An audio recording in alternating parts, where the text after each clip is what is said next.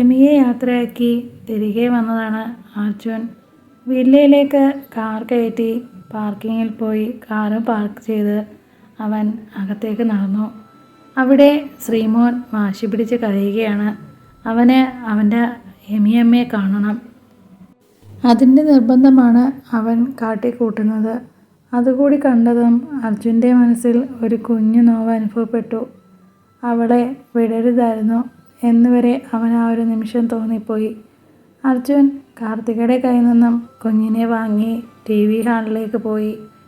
ശ്രീകുട്ടന് വെച്ചു കൊടുക്കാറുള്ള കാർട്ടൂൺ വെച്ചുകൊടുത്ത് അവൻ സോഫയിലേക്ക് ചാരിക്കിടന്നു. അർജുൻ്റെ കിടപ്പും മുഖഭാവവും നോക്കി ശേഖരനും കാർത്തികയും അവിടെ നിന്നു. ശേഖരൻ രണ്ടാളുടെ മുഖത്തേക്കും നോക്കി. അയാൾ മനസ്സിലായ ഒരു തീരുമാനം കൈക്കൊണ്ടു. ഇനി ഇവരെ രണ്ടാളെയും ഇങ്ങനെ വിട്ടാൽ പറ്റില്ല. എത്രയും വേഗം എമിയുടെ വീട്ടുകാരുമായി സംസാരിച്ച് ഒരു തീരുമാനമെടുക്കണം.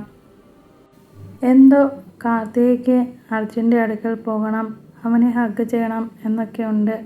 എങ്കിലും അവൾക്കെന്തോ അതിൽ നിന്നും എന്തോ അവളെ പിന്തിരിപ്പിക്കുന്ന പോലെ തോന്നി.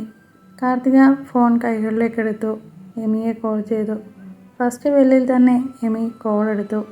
റേഞ്ചിൻ്റെ പ്രോബ്ലം ഇടയ്ക്കിടയ്ക്ക് വില്ലനായി വന്നു പോയിക്കൊണ്ടേയിരുന്നു. പറയടാ കാർത്തി. ഡി എമി, നീ അർജുനേട്ടനെ ഒന്ന് വിളിക്ക്. എന്തോ എനിക്കെൻ്റെ ഏട്ടൻ്റെ ഇരുത്ത കാണുക എന്തോ പോലെ. നീ പോയ പിന്നെ കുഞ്ഞ് ഭയങ്കര കരച്ചിലായിരുന്നു. നീ 5 ഡേയ്സിനുള്ളിൽ തിരികെ വരില്ലേ? ആടി, പിന്നെ വരാണ്ട്. എനിക്കിപ്പോൾ തന്നെ മടങ്ങി വന്നാൽ മതിയെന്ന. അത് കേട്ടതും കാർത്തികയുടെ ചുണ്ടിൽ ഒരു പുഞ്ചിരി വിരിഞ്ഞു. എമി കാർത്തികയുടെ കോൾ കട്ട് ചെയ്തു. അർജുനെ അവൾ കോൾ ചെയ്തു.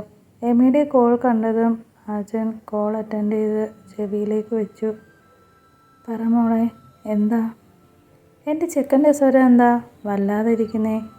അത് കേട്ടതും അർജുന് ചെറുതായി ഒരു വാടിയ പുഞ്ചിരി മുട്ടിട്ടു. നീ വല്ലതും കഴിച്ചോ? ആ കഴിച്ചു അജുവേട്ടാ. അജുവേട്ടനോ? അവൻ ഇല്ല എന്ന പോലെ ഒന്ന് മൂളി. അതെന്താ? ഞാൻ കാർത്തികയെല്ലാം പറഞ്ഞേൽപ്പിച്ചതാ. എന്നിട്ട് അവളെന്തായി കാണിക്കുന്നത്? ഞാൻ വയ്ക്കുക. പോയി ഫുഡ് കഴിച്ചിട്ട് വന്നിട്ട് വിളിക്ക്. ഞാൻ വെയിറ്റ് ചെയ്യാം. എനിക്കിപ്പോൾ ഒന്നും വേണ്ട എമി. എന്തോ നീ പോയപ്പോൾ എന്തോ പോലെ. എമി അർജുനോടായി പറഞ്ഞു. ഒരു 5 ഡേയ്സ് അല്ലേ അജുവേട്ടാ?